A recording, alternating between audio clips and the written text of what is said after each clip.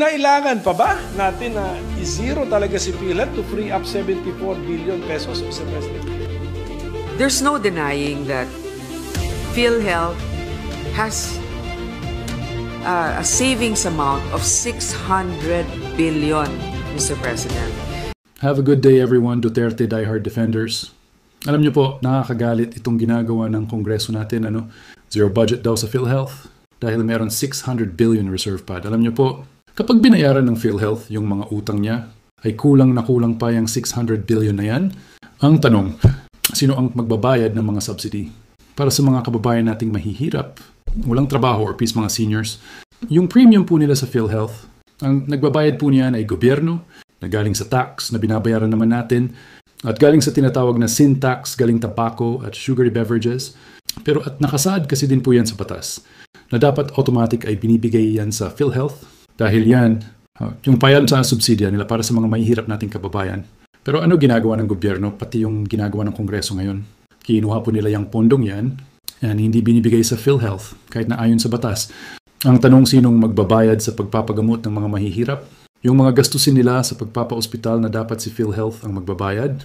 Lalo na ang mga seniors at ang mga mahihirap na mga walang trabaho, lalo na kapag kasali sila at i-cover sila sa PhilHealth. Ang ibig sabihin po niyan, batas po ang magtutustos niyan, kahit na nakasaad sa batas, na dapat nilalaan dyan ang mga nakolektang tax na galing sa sin tax. Ang 80% ng kalahati ng mga taxes na nakukolekta natin mula sa mga sigarilyo, tobacco products, ang magbabayad niyan ay tayong mga ordinaryong manggagawang Pilipino. Dahil patuloy pa din tayong naguhulog patuloy pa din tayong kinakaltasan para sa PhilHealth at galing sa mga sugary beverages. Kaya alam nyo, sobrang garapal ang ginagawa ng gobyerno, lalo na ng Kongreso. Talagang maling-mali itong ginagawa ng mambabatas na to Pinaprioritize po nila yung mga programa, nagsusulong ng patronage politics, itong medical assistance for indigent patients. Bakit po yan ang pinaprioritize nila? Kasi bago ka makahingi ng tulong, kailangan mo munang lumapit sa politiko. Nakakawala ng dignidad at nakakasuka ng panukala na kailangan mo pang lumapit sa mga politiko bago ka maipagamot yon. Ang gusto nila na meron tayong tatanawin sa kanila na utang na loob. Kaya kailangan manghingi pa tayo ng guarantee letter para makakuha ng tulong sa pagpapagamot mo. Ganyan sila kakapal ang pagmumuka. Kasi kung sa PhilHealth yan, nilagay automatic, diba? At hindi kailangan dumaan sa kanilang mga politiko. Kaya ayaw nila ng ganun. Mas gusto nila yung tatanawin pa tayo ng utang na loob sa kanila. Sa bagay kasi, kung sa PhilHealth yan nilagay, wala kang politikong hihingang tulong. So ayaw nila ng ganun, ang gusto nila pahirapan pa tayo. Para may utang na loob, kaso pinaprioritize ang Kongreso ngayon. Yung kailangan mo pang magmakaawa sa kanila, mga trapo politician talaga.